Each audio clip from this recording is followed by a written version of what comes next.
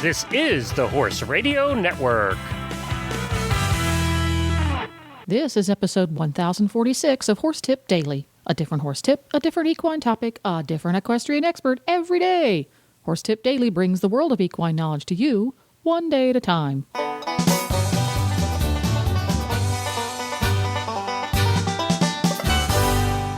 Greetings, horse people. Coach Jen here, and thanks for tuning in to Horse Tip Daily. Today's tip is from the Horses in the Morning Show's monthly training episode with the Certified Horsemanship Association. Joanne Young and Christy Landwehr are talking about getting your butt out of the saddle and your weight in your stirrups, whether you call it a half seat, a 2-point, or something else. And we'll get right to our tip after this important message from Kentucky Performance Products. He was her first love, the one that started it all. He taught her how to master the posting trot and navigate her first hunter course. They spent hours together exploring the trails and hanging out in the barn. His name was doodled on every page in her school notebook. His coat gleamed in the sun as he met her at the gate each day, snuffling for a treat. From the first time she saw him poking his head out of the stall to the last time she patted him goodbye, he was, and always will be, her everything. This love story is brought to you by Nalox Advanced, providing complete support for a healthy digestive tract, which reduces the risk of colic and digestive upset. The horse that matters to you matters to Kentucky Performance Products. Call 859-873-2974 or visit kppusa.com to order today. So this is Joanne Young, and Joanne Young is from Houghton College in Houghton, New York. She is a clinician with CHA. She's one of the ones that trains the trainer. And she not only does that, but boy, her background in not only teaching the students at Houghton, but a lot of other people in her life and all the different trainers and instructors that she has worked with during her riding experience. She has vast knowledge in a variety of disciplines and a variety of breeds and a variety of ways to become better at balance and rhythm if you're a rider, not only for yourself, but also for your horse. So, Joanne, it's great to have you on the show again. Well, thanks, Christy. It's great to hear your voice again, friend. So I have, the first question I want to start with is in regards to, I think, something that can be very mystifying.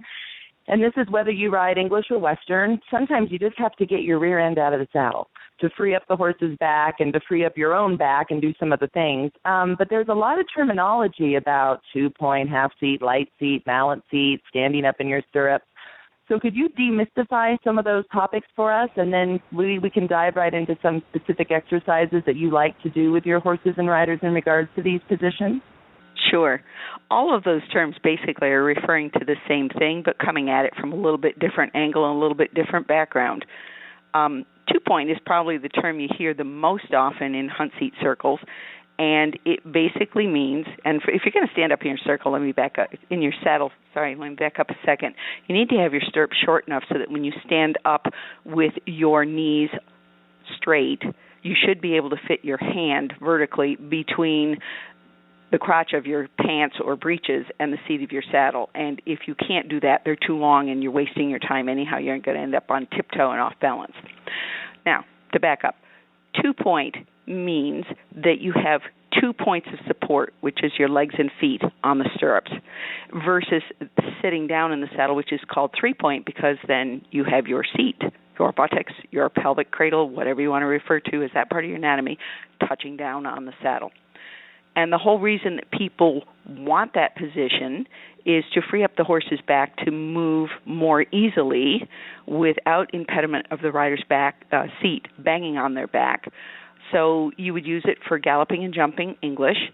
You would use it for barrel racing and making good time chasing something across the open plains, Western.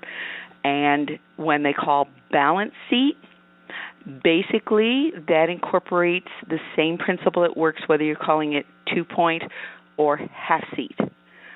Balance seat to me means that we always hear head, shoulder, hip, and heel, but when your stirrups are short enough that you have more bend in your knee, then you're going to have more bend in your ankle and more bend in your hip. Your hip is going to rotate backwards and your shoulders are going to go forwards while your back remains flat.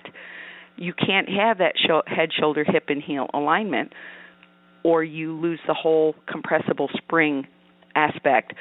So instead, you have to realize it's your center of gravity that needs to be over your heel ankle in order to keep your balance.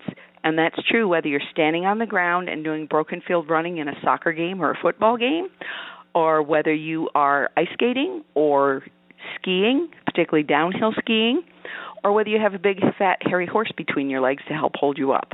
You still need your center of gravity over your heel ankle area. And ideally, it's lined up over the horse's center of gravity also. Now, the other term that usually gets used, half seat, I try to explain it to beginners this way. It's halfway between standing straight up with head, shoulder, hip, and heel alignment, or lying down with your chest on the horse's crest when they're carrying their head in normal level position.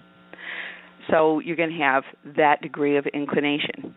The center of the crotch of your pants is going to be over the center of the seat of the saddle, halfway between pommel and cantle.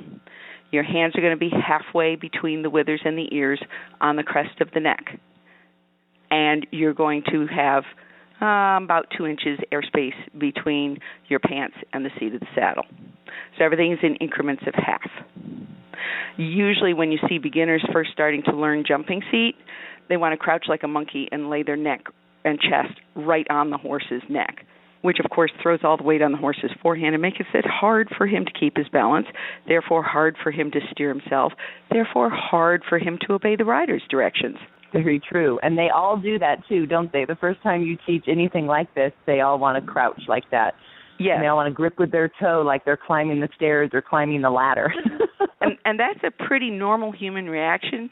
It's called the fetal curl, and we're given that instinct to try and place all the bones of our body structure around our abdominal area to protect our innards, which are delicate and vulnerable, because in the abdominal area we have no bones. And so whenever we feel threatened emotionally or physically, our first instinct is to curl up like that, kind of like an armadillo, actually, and for basically the same reason. But it's very ineffective for keeping your balance and being able to ride correctly on a horse. And, you know, Christy, that's one of the big challenges of learning how to ride anyhow, is learning to balance and move in a way that makes sense to the horse, which is very counterintuitive. That's why riding instructors keep repeatedly being paid good money by people to nag them, because they're having to learn how to override their natural God-given instincts and do what makes sense to the horse. You can find links to today's guest topics or products at horsetipdaily.com.